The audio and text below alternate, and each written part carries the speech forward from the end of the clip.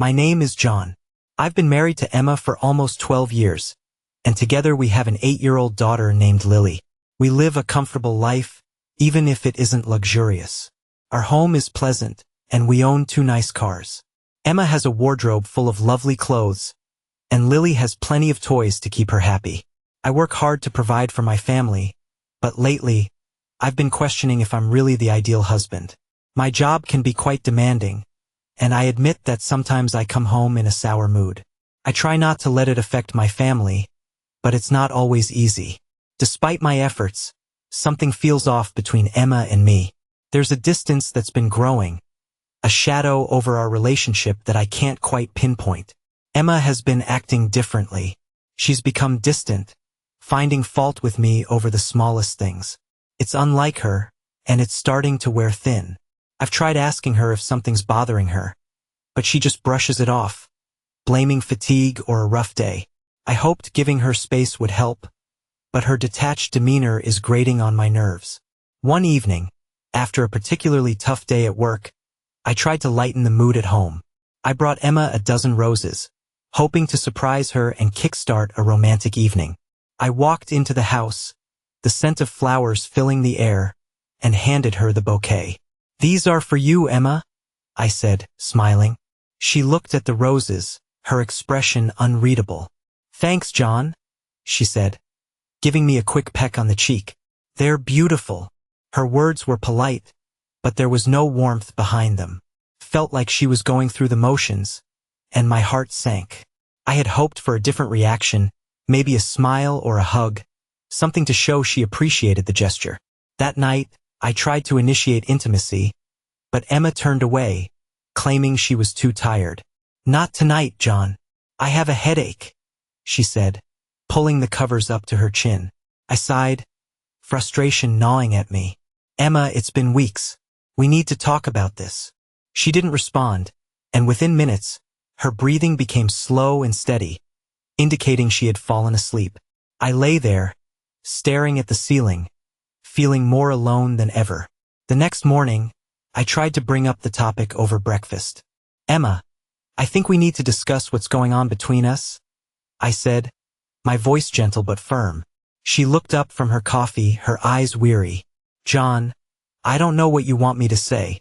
I'm just tired. Work has been stressful." I reached across the table and took her hand. "I get that, Emma, but it feels like you're shutting me out. We used to be so close, and now it's like there's this wall between us." She sighed, pulling her hand away. "I don't mean to shut you out. I don't know. Maybe I need some time to figure things out." I nodded, though her words did little to ease my worry. "All right, but please let's try to work through this together. I miss you, Emma." Days turned into weeks, and the pattern continued. My attempts to be romantic and spontaneous were met with indifference. I come home with small gifts or suggest a night out, but Emma always had an excuse. The intimacy that once came so naturally felt forced, and the love we shared seemed to be slipping through our fingers. One particularly rough evening, I decided to confront her again. "Emma, we can't go on like this," I said, standing in the doorway of our bedroom. "I feel like I'm losing you." She looked up from her book, her eyes tired and sad. "I know, John. I'm sorry. I've been distant, and I don't know how to fix it." I walked over and sat beside her on the bed. "We need to communicate, Emma. Tell me what's going on in your head. Let's figure this out together." She put the book down and took a deep breath. "I guess I've been feeling overwhelmed. Work is stressful and I feel like I'm not enough. Not enough at home, not enough at work." I wrapped my arm around her shoulders. "You are enough, Emma. More than enough. We can handle this stress together. You don't have to go through it alone." She leaned into me, and for a moment, it felt like we were reconnecting. "I'm scared, John. Scared that I'm failing as a wife, as a mother." I held her tighter. "You're not failing. We're in this together, remember? For better or worse." We sat there in silence, the weight of our struggles hanging in the air. I knew we had a long way to go, but that night, holding Emma in my arms, I felt a glimmer of hope. We could find our way back to each other, but it would take time and effort. And I was willing to fight for us, for our family. The strain on our intimacy was real, but so was our love. And with patience and understanding, I believed we could overcome anything. Despite our efforts to reconnect, my suspicions grew. I couldn't ignore the changes in Emma's behavior. She was dressing differently, spending more time on her appearance, and there were more late nights at work. I began to wonder if there was someone else.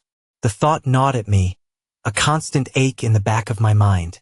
One night, as I lay in bed staring at the ceiling, I decided I needed answers. I reached for my phone and started reading articles about signs of infidelity. Changes in behavior, new interests, secrecy with their phone. All signs that seemed uncomfortably familiar. My heart sank as I considered the possibility that Emma might be having an affair. The next day, I took a drastic step.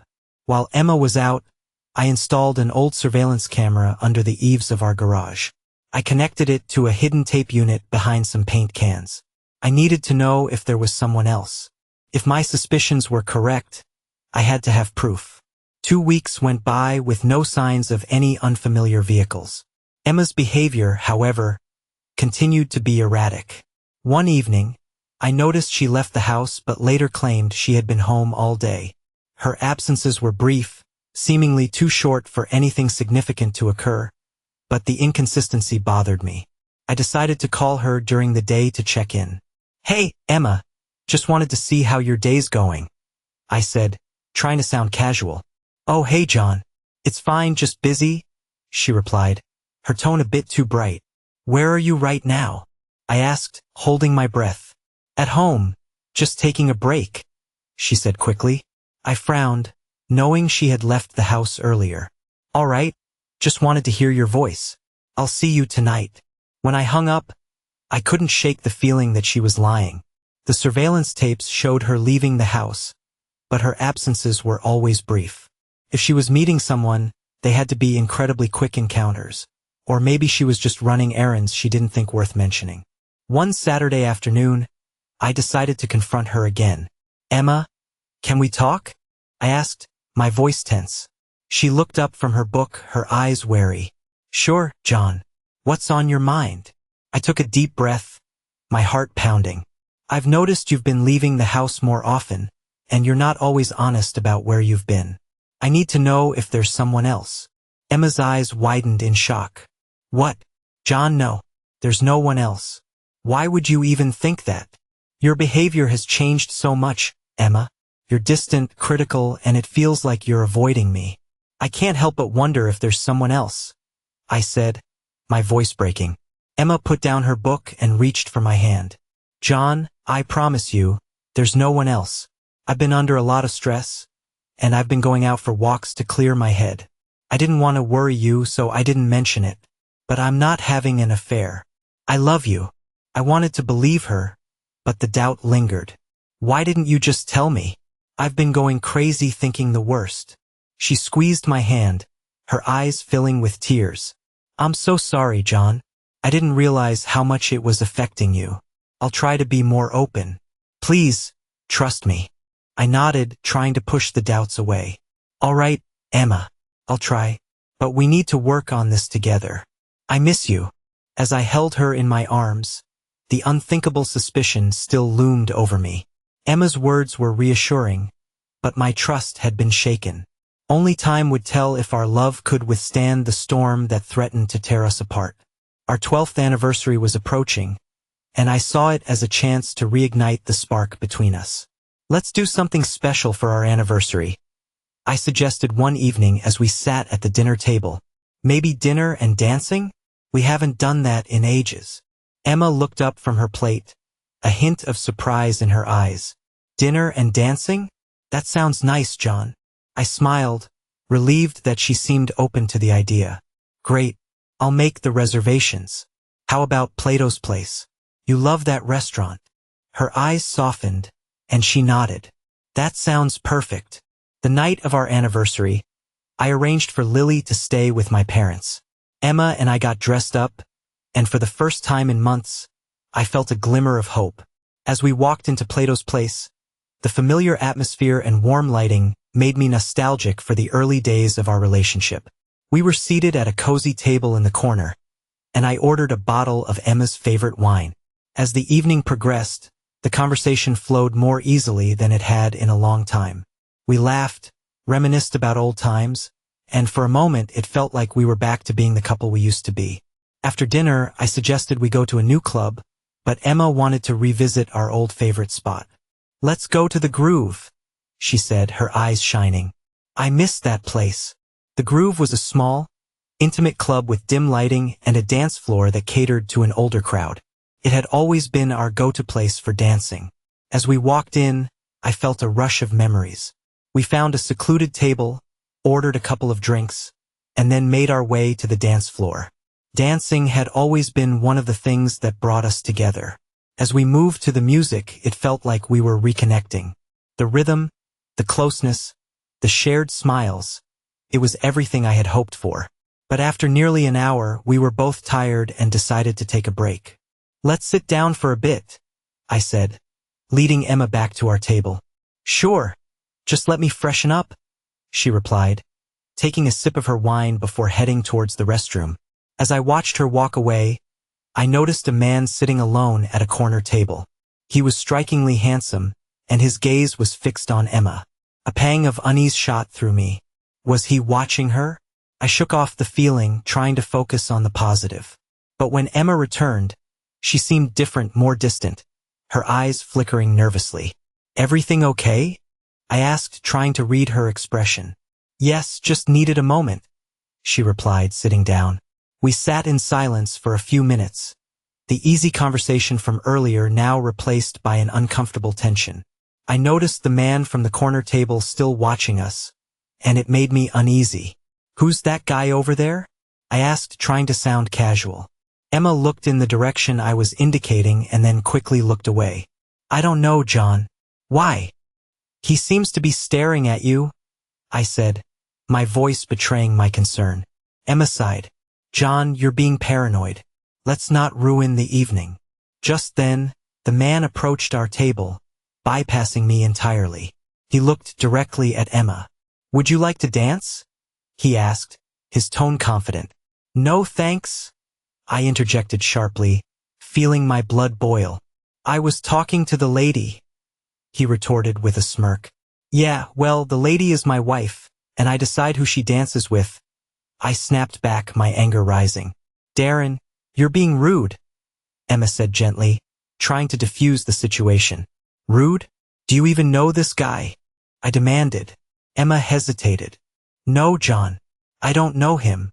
"Then why did you exchange glances with him earlier?" I pressed, feeling the tension mount. "I didn't, John. You're imagining things," she replied, her tone strained. The man interrupted. "Look, I just wanted to dance. No need to get all worked up." "Do you mind?" I said, turning to face him. "I'm talking to my wife, and I don't need your input." "John, please." "You're overreacting," Emma said, her voice edged with impatience. "Maybe I am, but I don't like the way this guy is acting," I replied, trying to stay calm. "Emma, if you dance with him, I'll be gone. I can't stand here and watch this."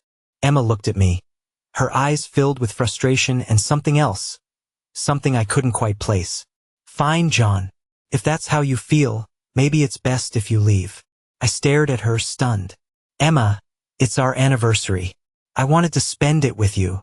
"I know, but you're making a scene," she replied, her voice softer now. "Let's talk about this later." "All right, but if you dance with him, you can find your own way home," I said, my voice trembling with emotion. Emma hesitated for a moment, then turned to the man. "Let's dance," she said, taking his hand. I watched them walk to the dance floor, my heart breaking. Couldn't stay and watch. I grabbed my coat and left the club, the sound of the music fading as I walked away. By the time my phone rang, I was several blocks away. It was Emma. "Where are you?" she asked, her voice filled with concern. "I'm heading home to pack a bag," I replied, trying to keep my voice steady. "What do you mean, pack a bag? Where are you going?" she asked, panic creeping into her voice. "I don't know yet, but I need to get away from you," I said, the pain evident in my words. "I've reached my limit, Emma. John, please. It was just one dance. Are you really going to throw away 12 years of marriage over this? She pleaded. It's not just about the dance, Emma. Why would you want to stay married to someone you don't love or respect? I said, my voice breaking. I haven't caught you in the act, but I strongly suspect you're cheating on me. There was a long pause before she responded. I'm sorry, John. I didn't realize how much I was hurting you. Please come back and pick me up. We can talk about it. No, Emma. Like I said, I've had enough. If you're not having an affair, you're certainly doing a great impression of it, I replied firmly. I'm pulling into our driveway now. By the time you get home, I'll be gone. John, please. Believe me, I'm not having an affair. I'll grab a cab and come home. We need to talk this out, she begged. I hung up the phone, my heart heavy. When I arrived home, I swiftly packed a bag and left the house. As I drove down the block, I parked and waited, curiosity gnawing at me. 15 minutes later, a yellow cab pulled into the driveway, and Emma hurriedly exited and darted into the house. Satisfied that she hadn't returned with the man from the club, I drove to a motel. Almost immediately, my phone began to ring again. I switched it off. Though I lacked concrete evidence of infidelity, my suspicions remained strong. The evening had revealed the cracks in our marriage, and I couldn't ignore them any longer. That night, after driving to a motel, I turned off my phone and tried to get some sleep, but sleep wouldn't come. My mind was racing, replaying the events of the evening over and over again. I couldn't shake the image of Emma in that man's arms. My heart ached with the betrayal I felt, even though I didn't have concrete proof of an affair. The next morning, I called my office to inform them I'd be taking a few days off. My secretary, Joan, sounded concerned. Is everything all right, John? She asked. I'm dealing with some personal issues, Joan. Just hold down the fort for me, I replied, trying to keep my voice steady. Of course, John. Take care, she said gently. After hanging up, I sat on the edge of the motel bed, feeling lost. I knew I had to find some clarity. I decided to visit a private investigator I'd found in the yellow pages. If Emma was being unfaithful, I needed to know for sure. When I arrived at the investigator's office, a middle-aged man with a kind but professional demeanor greeted me. Mr. Barnes, how can I help you today? He asked.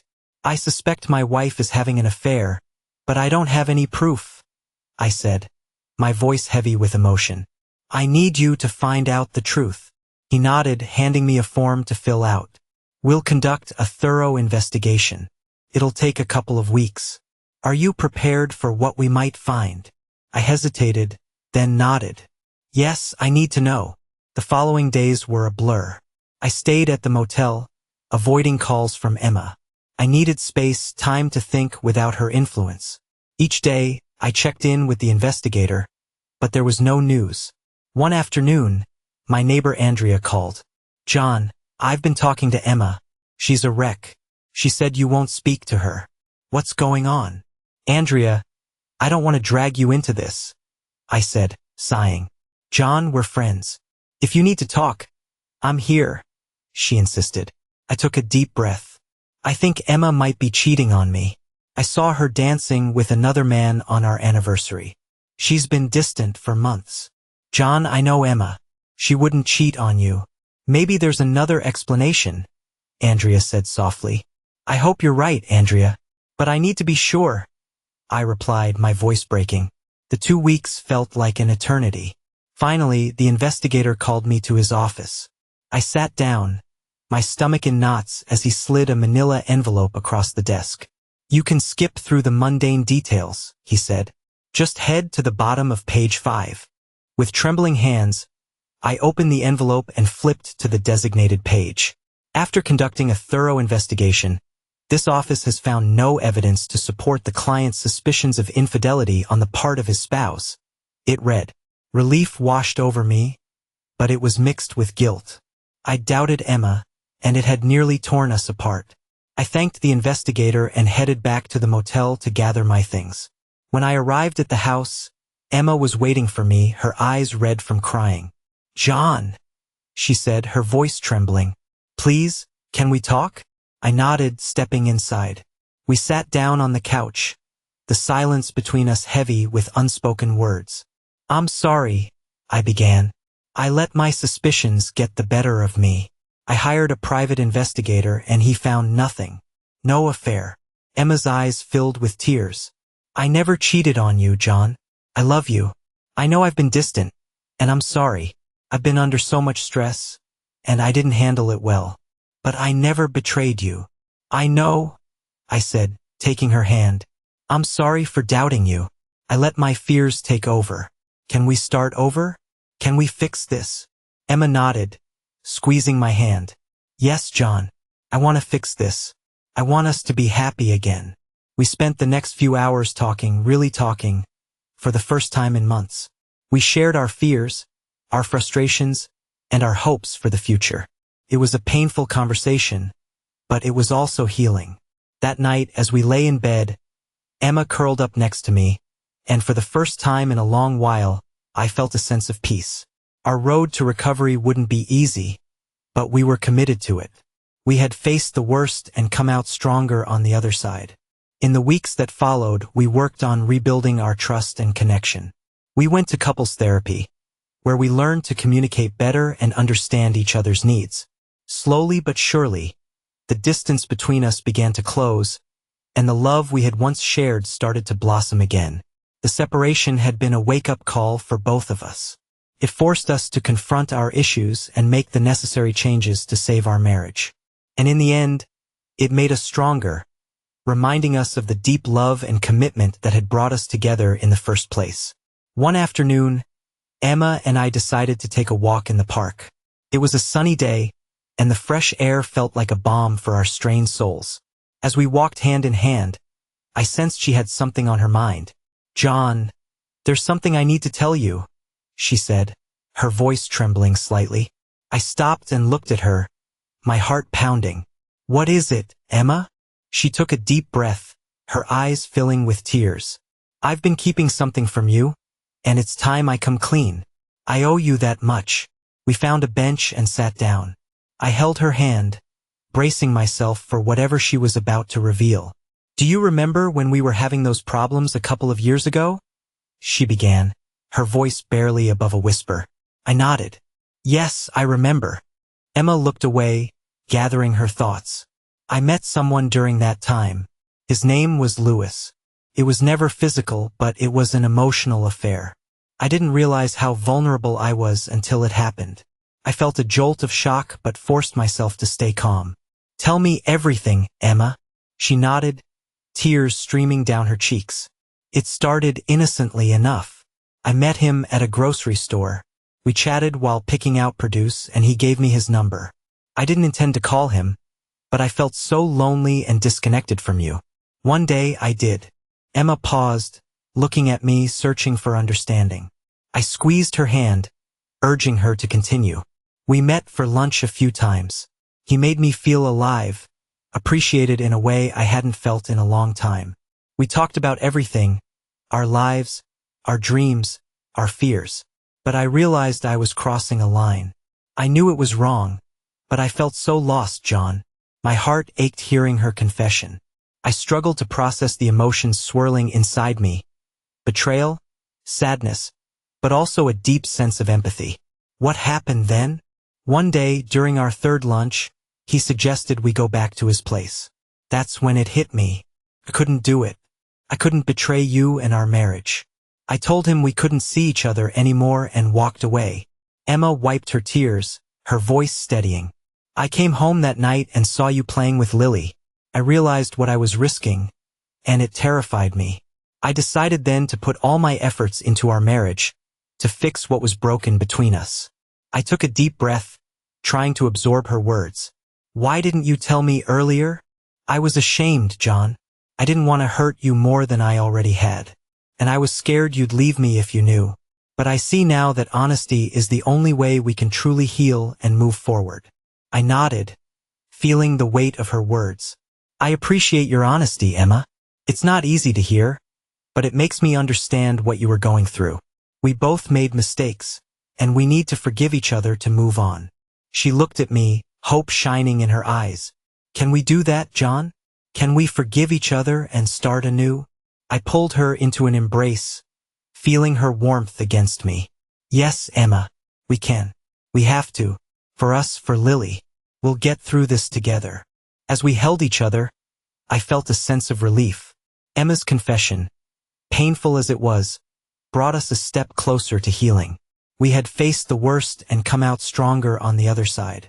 Our love, tested by trials, was now grounded in a deeper understanding and commitment. That night, as we lay in bed, Emma snuggled close to me. Thank you for listening, John, for giving us a chance. I kissed her forehead, feeling a renewed sense of hope. We're in this together, Emma. Always. In the weeks that followed, we continued to rebuild our trust and connection. We attended therapy sessions, communicated openly, and made time for each other. Slowly, the wounds began to heal, and our love grew stronger. Emma's confession had been a turning point. It reminded us of the importance of honesty and vulnerability in a marriage. We had come a long way, and there was still a journey ahead, but we were ready to face it together, hand in hand, with a renewed sense of love and commitment.